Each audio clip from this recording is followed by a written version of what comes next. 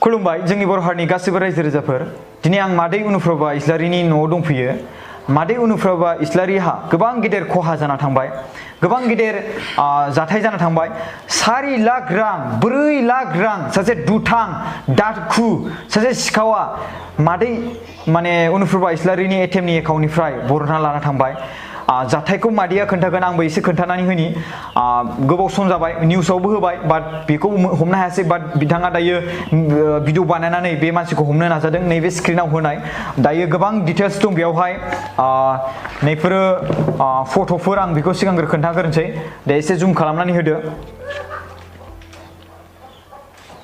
नैबे जुम बेयाव जुम खालामनानै होदो बेखौ बे फट' बेफोरनि जाय जे सीसीटीवी केमेरा एटिएमनि बेखौ हमनो हाबाय एफआईआर होदों मानसिखौ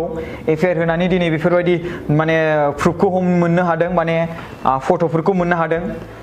मोनसे फट' गोबां रोखायै नुनाय दङ जायखौ आं नोंथांमोननो स्क्रिनावबो देखायखागोन नैबेयाव गोबां बेयाव जुम खालामना देखायथार मोजाङै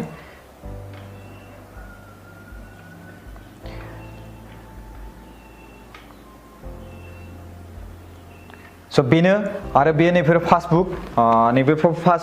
ओमफ्राय बिनि गेजेराव नैबे एटिएम कार्ड नकलि एटिएम कार्ड रायजो राजाफोर गोसोआव नोजोर हो नकलि एटिएम कार्ड बेयो एखे बायदि महर नुयो स्टेट बेंकनि नामा खिन्थु गैया बेयाव डिमापुर बाजार लिरनाय दङ एखे बायदि बेयो मादैया बावबाय बे एटिएम कार्डखौ नायनो बे सोलायनाय माने एटिएम कार्डखौ गावनि रियेल एटिएम कार्डखौ बे सिखावा लाबाय मादैनि रियेल एटिएम कार्डखौ ओमफ्राय बिनि गेजेराव बे डुप्लिकेट एटिएम कार्डखौ बे मादैनो होनानै होबाय दायो आङो बेखौनो बुंनो सानो नोंथांमोना एसे हुसियार जाबानो जाबाय आं मादैनिफ्राय मोनथिनो लुबैदों माबोरै जाथाय जानाय आङो बहाय 6000 थाखा बख'नानै थांदोंमोन आरो थांनायाव बियो आंजों एखे लोगो हाबहैनानै बेनिफ्राय आङो बख'नो होननानै जेला आङो सिक्रेट नाम्बारखौ बुयो बुनायाव बियो नायबाय थाबाय माने आंथ' बेखौ नायदोंना मिथिया आंनि उनावसो दंखायोमोन नालाय बेनिफ्राय उनाव बियो थाबनो आंनि बे एटिएमखौ बियो बख'नानै बेनिफ्राय हरफिननाय बायदि मोनदों आङो सोलायदों बायदिखौनो मोनाखै आरो बेनिफ्राय उनाव बियो आंनि उनावबो आरो बियो बख'दों आरो बख'नानै बेनिफ्राय उनाव गुवाहाटीयावबो बख'नाय नुबाय कामाख्यागुरि ओमफ्राय आमिनगाव बाहाय बख'नाय नुबाय आरोखि उनाव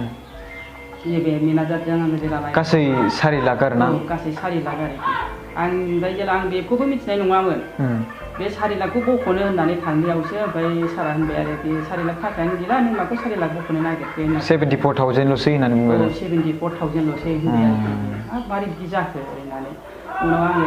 मेनेजारजों थानानै रायलायोबा ओमफ्राय सारा नायजोब्बाय थाखायाथ' बख'जोब्बाय ने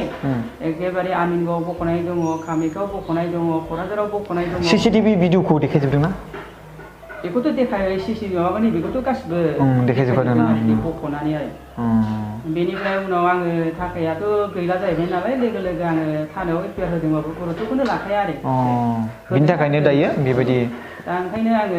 एसे ससियेल मिडियाफ्राव जाहाथे देखायोबा नुगोन खोमा साननानै आं बेखौ होनाय जादों आरो अके स' रायजो राजाफोरखौ आङो रिक्वेस्ट खालामो बे भिडिअखौ जाहाथे नोंथांमोना जेसेबांखिनि साबस्क्राइबार दं बिथांमोना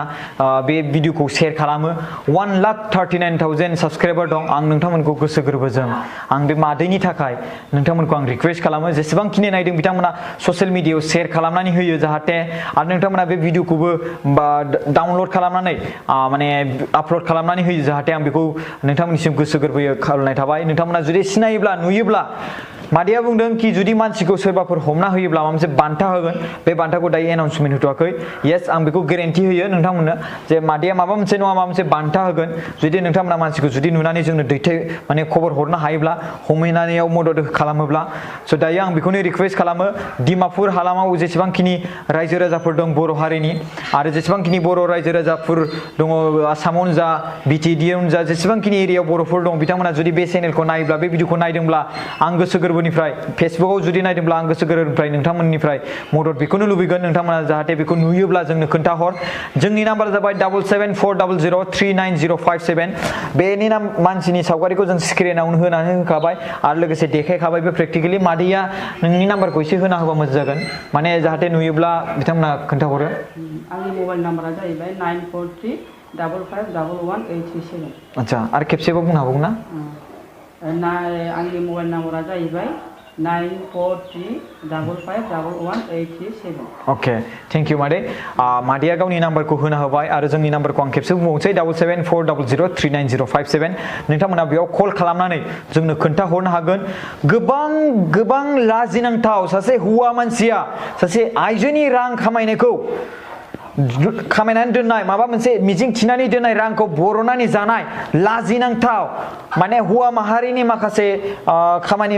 हौवा माहारिखौ लाजि फोनांनायसो जादों बेबायदि मानसिया स' बिनिखायनो आङो रायजो राजाफोरखौ रिक्वेस्ट खालामो नोंथांमोना जाहाथे बे भिडिअखौ शेयार खालामनानै बे मानसिखौ बे दुथां दाखु सिखावखौ हमनायाव मदद खालामो बेबो खम नङा 1000 माने 1000 2000 3000 बेफोरबायदि नङा 4 लाख रां 4 लाख रां बे मादैया बिसिबां खस्थ'जों बे रांखौ खामायदोंमोन स' बिनिखायनो आं नोंथांमोनखौ खुलुमनायजों लोगोसे नोंथांमोननियाव गोसो गोरबो मादैनि थाखाय आङो नोंथांमोननि सायाव आर'ज गाबज्रियो जे नोंथांमोना बेखौ नुयोब्ला प्लिज खोन्थाहरबानो जाबाय आं गासिबो रायजो राजाफोरखौ आङो आर'ज गाबज्रियो खुलुमनाय थाबाय रायजो राजाफोर